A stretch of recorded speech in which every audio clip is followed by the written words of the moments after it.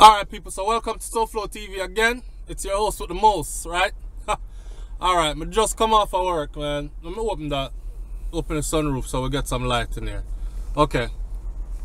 I just come off of work, right? And I pull over, cause the camera in the car. And before me even go home, cause right now my life season up well, you know. And when I say season up well, I mean say a two-woman me have as far as mother for my children.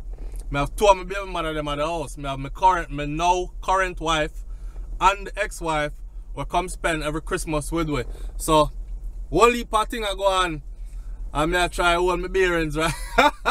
Anyway, what we come to talk about today, people, is JOSS Stone. You don't know who JOSS Stone is? Take a look.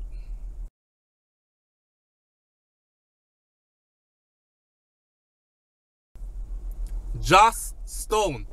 JOSS Stone gets the #1 reggae album on the BillBoard charts. Named Reggae Artist of the Year. First of all, when them said JOSS Stone, you see? When them said JOSS Stone get Reggae Artist of the Year and #1 on BillBoard chart in a reggae and sold the most reggae records of 2015. I said, JOSS Stone? Who the hell is JOSS Stone? And no disrespect to JOSS Stone, I had no damn idea who is JOSS Stone. And people means an authentic Jamaican, meaning something real. From birth till this very moment. You know what I say? So, and then when I ask other Jamaicans if them know who named JOSS Stone, the whole of them I tell me say they don't know nobody. None of them know anybody named JOSS Stone. So it's funny that Jamaicans have to go look up who is JOSS Stone on the internet to realize who is JOSS Stone when you're talking about our music. When you say reggae album of the year, I'm looking to hear you say Chronics. I'm looking to hear you say Protege. I'm looking to hear you say Kabaka Pyramid. I'm looking to hear you say Ross. If you talk about reggae, I'm looking to hear you say Jacure. If you talk about reggae on an international level, I'm looking to hear you say Barrington Levy. Them kind of names there, man, I look for here if you talk about Philly music, what belong to Philly culture. Me never look for here no JOSS Stone, and then me look up JOSS Stone, me I say, she get Reggae Artist of the Year. And me never hear about her. I must have one Rasta girl I me not really know about still, so let me go look her up. And I look her up, and I dismiss it.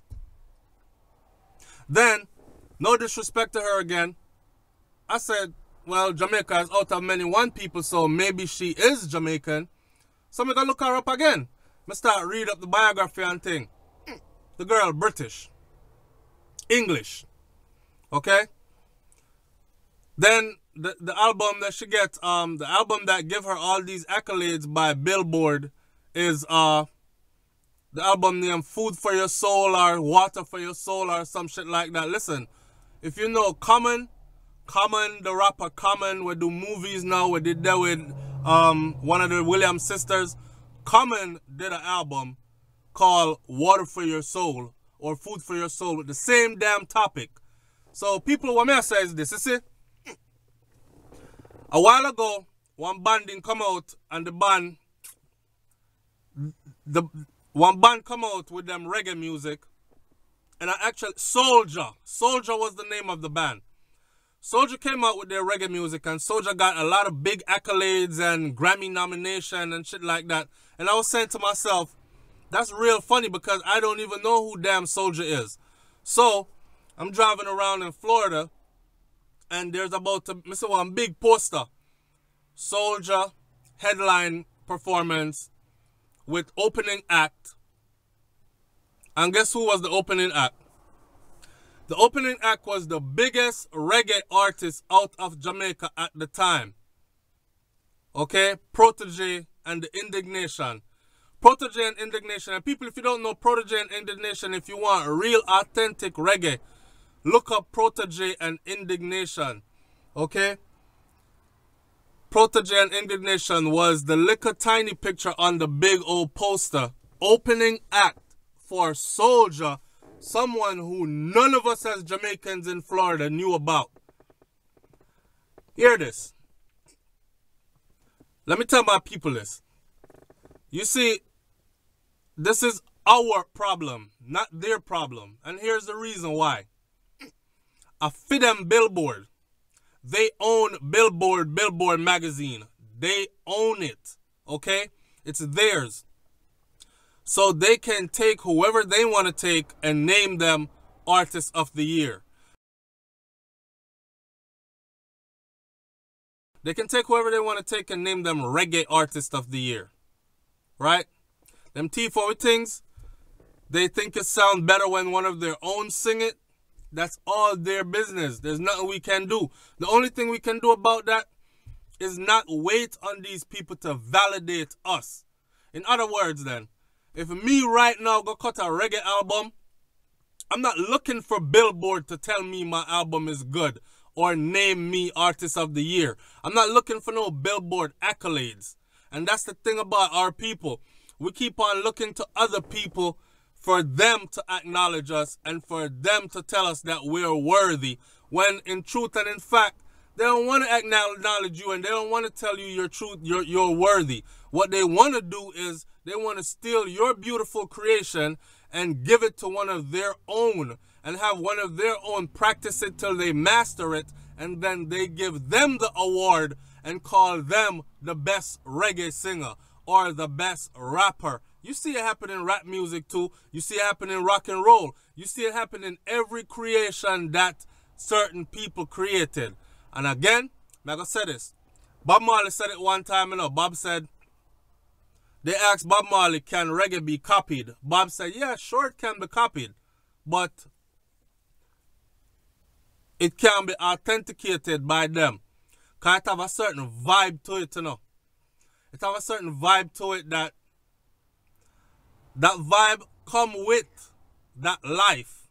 You know what I'm saying? So our thing is not just, oh, we boom, go in a studio, we put a group of good musicians together and we make music. That vibe has to be authentic. You know what I'm saying? That's why when Bob Marley sings certain song, them still are lick #1 up to this day, and millions of copies are sell up to this day. Alright? And the man dead from in the 80s or 80 something. Yes? So, that's to show you that this thing cannot, but they don't care about all that. Like for instance, when me hear all a man was sing, say every time I lift my head above water and try to save myself from drown, there's an overnight scheme all worked out, designed to keep me down. Still I'm putting up a resistance. I'm gonna work it out. You know I'm putting up a resistance. I've got to work it out.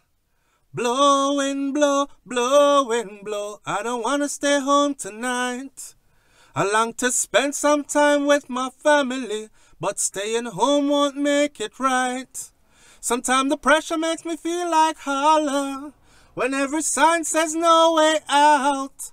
Breaking my back to make an overtime dollar that just goes from hand to mouth. Still I'm putting up a resistance. I've got to work it out.